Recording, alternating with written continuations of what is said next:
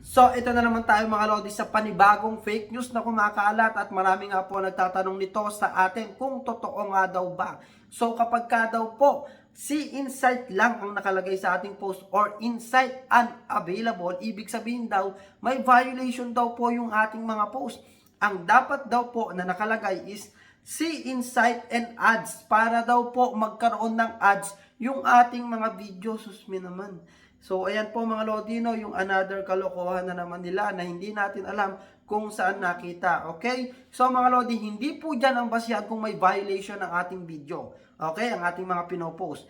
Please take note mga Lodino na ang ibig sabihin po ng See Insight and Ads, yung ads po na tinutukoy dyan, hindi po yung ads na nilalagay ni Facebook doon sa ating mga video. Which is, ang tinutukoy po yung dyang ads mga Lodi is kapag ka po tayo ay magpo-promote, kapag ka ipo-promote po natin yung ating mga video. So, yung insight ng ads po natin or yung i-create nating ads kapag ka nag-boost tayo, yun po yung ipapakita dyan. Hindi po yung ads na nilalagay po sa ating mga video ng nanggaling po doon sa mga advertiser. Hindi po iyon. Okay? So, hindi natin alam kung saan nanggaling yung mga fake news na yan. Pero, kapag ka po si Insight lamang or Insight unavailable, hindi po totoong yun ay may violation yung ating mga video. Hindi po yun yung basihan. Okay? So, huwag kayong maniniwala sa mga ganyang klaseng fake news. Kaya naman, huwag mong kalimutang ipaalam to sa mga kapwa natin content creator nang sa ganung paraan is hindi na sila maloko ng mga ganon kasi binubura daw po